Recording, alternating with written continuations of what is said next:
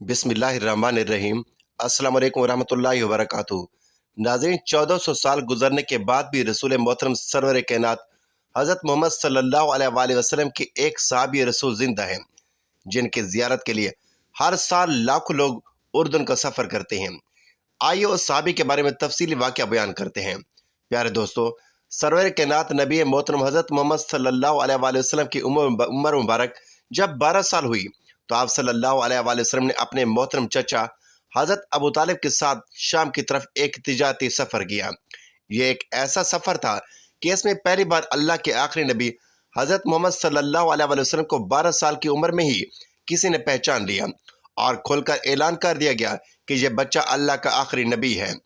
ناظرین، یہ واقعہ جامعہ ترمذی، مصنف ابن ابی شیبہ، تاریخ ابن اساکہ، شیخ بخاری البادیہ، سیرت ابن ہشام، طبقات ابن سعد، الہام، دلائل النبوہ اور خصائص الکبریٰ میں کمی پیشی کے ساتھ صحیح طرح سے مذکور ہیں۔ ناظرین، اہل قریش تجارتی مقاصد کے لیے 2 بڑے سفر کرتے تھے۔ موسم گرما میں شام کی طرف، جبکہ سردی میں یمن کی جانب سفر کیا جاتا۔ اللہ تعالیٰ نے قرآن مجید میں بھی قریش کے تجارتی سفروں کا ذکر کیا ہے۔ کیونکہ حضرت ابو طالب تجارت سے وابستہ تھے، اس لیے انہوں نے قریش مکہ کے ساتھ شام کے تجارتی سفر کا منصوبہ بنایا۔ یہ 586 عیسوی کا واقعہ ہے اور اس وقت حضور اکرم صلی اللہ علیہ وسلم حضرت ابو طالب کی زیر کفالت میں تھے۔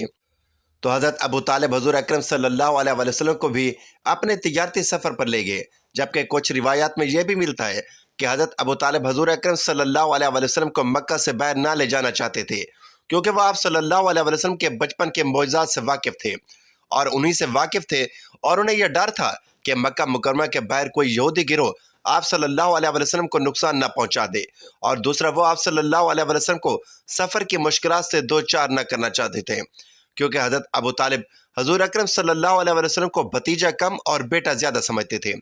خیر، نبی کریم صلی اللہ علیہ وسلم کے اصرار پر حضرت ابو طالب نے آپ کو شریک سفر کیا۔ قریش نے سفر شروع کیا اور سفر کرتے کرتے یہ قافلہ دمشق کے قریب بصرہ نامی مقام پر پہنچا، جہاں پر ایک گھنا سایہ دار درخت دیکھ کر سخت گرمی کی وجہ سے قافلے والوں نے کچھ دیر آرام کرنے کا فیصلہ کیا۔ اس جگہ سے کچھ فاصلے پر ایک گرجا گھر اور عیسائی خانقاہ بھی موجود تھی۔ اس خانقاہ میں کچھ عیسائی راہب ترک دنیا کر کے اللہ تعالیٰ کی عبادت کیا کرتے۔ ان عیسائیوں راہبوں میں سے ایک کا نام بحیرہ تھا۔ بحیرہ ایک عیسائیوں کا عالم اور درویش تھا، لیکن اپنے زیادہ علم اور زیادہ عبادت کی وجہ سے اسے بحیرہ کے لقب سے پکارا جاتا۔ بحیرہ اپنی خانقاہ میں اس قریش کے قافلے کو آتا دیکھ رہا تھا۔ وہ بہت حیران ہوا کہ اس قافلے کے کچھ لوگوں کے ساتھ ساتھ بادل کا ایک ٹکڑا چل رہا ہے۔ جس طرح کہ وہ مڑتے ہیں تو بادل کا ٹکڑا اسی طرف کو مڑ جاتا ہے اور ان پر چھاؤں کر دیتا ہے۔ اب جب یہ قافلہ اس درخت کے نیچے آرام کے لیے رکا تو بحیرہ نے دوسرے راہبوں کو کہا کہ اس قافلے کے لوگوں کو کھانے پر بلایا جائے۔ ایک روایت کے مطابق جب یہ قافلے والے اتر کر درخت کے سائے میں بیٹھنا شروع ہوئے تو نبی کریم صلی اللہ علیہ وسلم، کیونکہ عمر مبارک میں سب سے چھوٹے تھے، آپ نے انتظار فرمایا کہ پہلے بڑے بیٹھ جائیں، پھر آپ کہیں تشریف فرما ہوں گے۔ سایہ کم تھا اور جگہ بھی، لیکن پھر اس درخت کی شاخیں پھیلیں اور آپ پر اپنا سایہ کر دیا۔ بحیرہ راہب نے دیکھا تو اور بھی زیادہ حیران ہوا کہ کیسے اس درخت کی شاخیں پھیل گئیں۔ جب بحیرہ کا بھیجا ہوا قاصد قریش کے قافلے میں پہنچا اور بتایا اس سارے قافلے والوں کی آج رات ہمارے گرجے میں دعوت ہے، تو قریش مکہ کے بہت خوش ہوئے، جبکہ بعض سوچنے لگے کہ ہم تو ہر سال اس قافلے میں آتے ہیں، لیکن پہلے کبھی ہماری دعوت نہیں کی گئی۔ ناظرین، روایات میں آتا ہے کہ بحیرہ انجیل اور تورات کا بہت بڑا عالم تھا اور اس نے مقدس کتابوں اور صحیفوں میں آخری نبی کی آمد کے بارے میں پڑھ رکھا تھا، اور اس کا مقصد اس تجارتی چہرے پر پڑھتے ہی وہ جان چکا تھا، وہ کتابوں میں پڑھ چکا تھا کہ اللہ کے آخری نبی صلی اللہ علیہ وسلم کا گزر اس شاہراہ سے ہوگا۔ خیر، اہل قریش نے حضرت محمد صلی اللہ علیہ وسلم اور 2 لوگوں کو سامان کے پاس چھوڑ کر دعوت کھانے کے لیے عبادت خانے میں پہنچ گئے۔ بحیرہ کیونکہ بہت بڑا عالم تھا اور وہ نبی کی آخری نشانیاں بھی جانتا تھا، اس لیے ان نشانیوں کو دیکھنے کے لیے اس نے جب دعوت شروع کی تو اپنے خادموں کو کہا کہ ان سب لوگوں کے آگے کھانے میں خود رکھوں گا۔ چنانچہ بحیرہ نے خود سب کو کھانا کھلایا اور یہ دیکھ کر بہت حیران ہوا کہ ان میں تو وہ بندہ ہی موجود نہیں جس کو میں تلاش کر رہا ہوں۔ جب سب کھانا کھا چکے تو اس نے قریش سے کہا کہ کیا تم میں سے کوئی ایسا بچ گیا ہے جس نے ابھی کھانا نہ کھایا ہو؟ تو وہ کہتے ہیں محمد صلی اللہ علیہ وسلم اور 2 لوگ جو سامان کی حفاظت کر رہے ہیں وہ رہتے ہیں۔ چنانچہ 3 لوگ یہاں سے گئے اور پھر نبی مکرم صلی اللہ علیہ وسلم کو بھی بحیرہ کی عبادت گاہ میں داخل کر کے لے آئے۔ ناظرین یہ یاد رہے کہ اس وقت حضرت محمد صلی اللہ علیہ وآلہ وسلم کی عمر مبارک 12 سال تھی۔ جیسے ہی آپ صلی اللہ علیہ وآلہ وسلم عبادت گاہ میں داخل ہوئے تو بحیرہ نے محسوس کیا کہ عبادت گاہ میں ایک انتہائی اچھی خوشبو پھیل گئی۔ اب بحیرہ ریب کی تمام تر توجہ یہ 12 سال کا بچہ بن چکا تھا۔ اہل قریش لات و عزا کے نام سے کھانا شروع کرتے تھے، جبکہ اس بچے نے کھانا کھانے سے پہلے لات و عزا کا نام نہ لیا۔ اس کے بعد بحیرہ نے دیکھا کہ اہل قریش بات بات پر لات و عزا کی قسمیں کھا رہے ہیں، جبکہ حضور صلی اللہ علیہ وسلم خاموش بیٹھے تھے اور انہوں نے لات و عزا کا نام بھی نہ لیا۔ بحیرہ کو محمد صلی اللہ علیہ وسلم کی ذات مبارکہ میں نبوت کے شواہد نظر آ رہے تھے، لیکن وہ پہلے آپ سے کوئی سوالات کرنا چاہتا تھا تاکہ اس کا یقین مکمل ہو جائے۔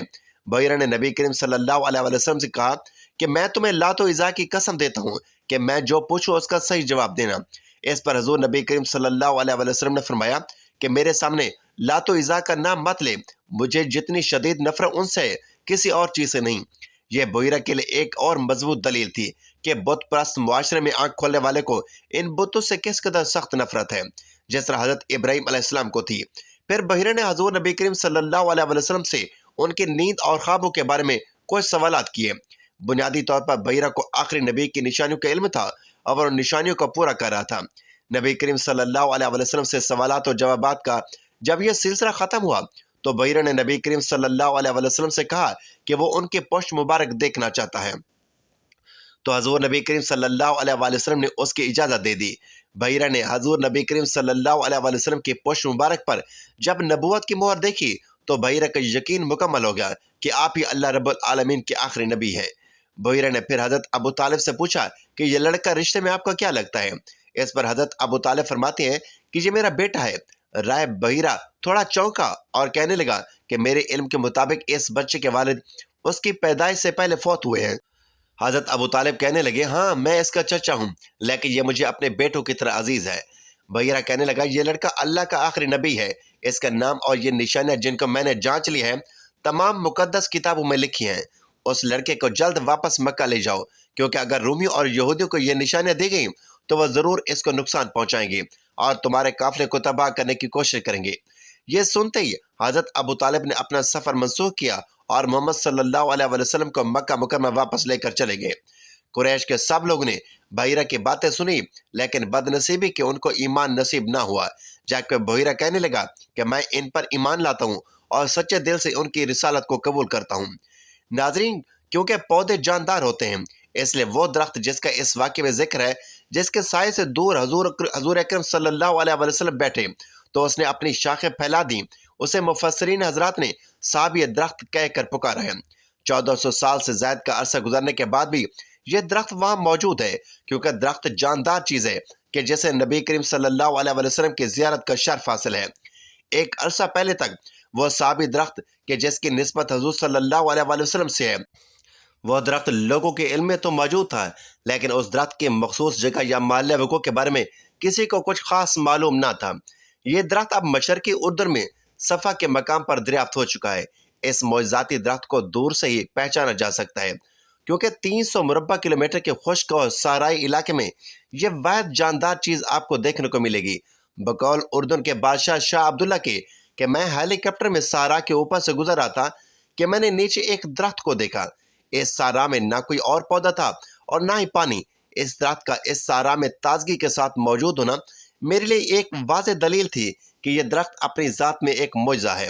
ناظرین، اس صحابی درخت کے سائے میں نبی کریم صلی اللہ علیہ وسلم زیادہ دیر تو نہ بیٹھے تھے، لیکن اس درخت کا حضور صلی اللہ علیہ وسلم کو سایہ فراہم کرنا اور جھک جانا اللہ رب العزت کو اتنا پسند آیا کہ اس درخت کو رہتی دنیا تک کے لیے ایک معجزے کے طور پر محفوظ فرما دیا ہے۔ اردن کی حکومت نے بڑی محنت کر کے اس تجارتی شہر کے آثار بھی دریافت کر لی ہیں، جس پر آج سے 1400 سال پہلے قریش کے تجارتی قافلے شام کی طرف سفر کیا کرتے تھے۔ یہ شہر اس صحابی درخت سے کچھ فاصلے پر ہے۔ مشرقی اردن میں درخت دیکھنے کے لیے ہزاروں مسلمان ہر سال اردن جاتے ہیں۔ یہ صحابی درخت جو البقیاوا درخت کے نام سے بھی جانا جاتا ہے، اردن کے صحراؤں میں واقع ایک قدیم درخت ہے جسے اسلام کی تاریخ میں ایک خاص مقام حاصل ہے۔ یہ درخت نہ صرف اپنی طویل عمر بلکہ حضرت محمد صلی اللہ علیہ وسلم کے ساتھ منسلک ایک تاریخی واقعے کی وجہ سے بھی مشہور ہے۔ یہ درخت اردن کے شمالی علاقے میں واقع ہے، جو عمان سے تقریباً 150 کلومیٹر دور ہے۔ یہ ایک تنہا درخت ہے جو اردن کے سارا علاقے میں سخت موسمی حالات کے باوجود صدیوں سے قائم ہے۔ یہ درخت اس وقت اسلامی تاریخ میں داخل ہوا جب حضرت محمد صلی اللہ علیہ وسلم اپنی 12 سال کی عمر میں تجارت کے سلسلے میں شام کے سفر پر گئے تھے۔ اس سفر میں آپ صلی اللہ علیہ وسلم کے ہمراہ آپ کے چچا حضرت ابو طالب بھی تھے۔ اس دوران جب یہ قافلہ اردن کے اس مقام پر رکا تو وہاں موجود ایک مسیحی راہب بحیرہ نے حضرت محمد صلی اللہ علیہ وسلم کو پہچان لیا اور پیش گوئی کی کہ وہ مستقبل میں نبی بنیں گے۔ یہ درخت ایک قسم کا بیری یعنی بیر کا درخت ہے جو صدیوں سے قائم ہے۔ حیرت انگیز طور پر یہ درخت صحرائی موسم میں بھی ہرا بھرا رہتا ہے، جبکہ ارد گرد کے علاقے میں اور کوئی درخت نظر نہیں آتا۔ یہ درخت اپنی مضبوط جڑوں اور طویل عمر کے سبب نہ صرف نباتاتی بلکہ تاریخی لحاظ سے بھی ایک نادر نمونہ ہے۔ اسلامی تاریخ میں اہمیت: یہ درخت اس واقعے سے جڑا ہوا ہے جب حضرت محمد صلی اللہ علیہ وسلم ایک نوجوان کے طور پر اس جگہ قیام پذیر ہوئے۔ کہا جاتا ہے کہ جب نبی کریم صلی اللہ علیہ وسلم درخت کے نیچے بیٹھے تو وہ درخت آپ صلی اللہ علیہ وسلم کو سایہ فراہم کرنے کے لیے جھک گیا تھا۔ یہ واقعہ اسلامی تاریخ میں ایک اہم حیثیت رکھتا ہے کیونکہ اس وقت راہب بحیرہ نے آپ صلی اللہ علیہ وسلم کی نبوت کی نشانیاں پہچان کر حضرت ابو طالب کو ان کی حفاظت کی تلقین کی تھی۔ سائنسدانوں کے مطابق یہ درخت 1500 سال پرانا ہے اور اب بھی زندہ ہے۔ درخت کی عمر اور اس کے جینے کی صلاحیت کو دیکھتے ہوئے نباتاتی ماہرین اس کا خصوصی مطالعہ کر رہے ہیں۔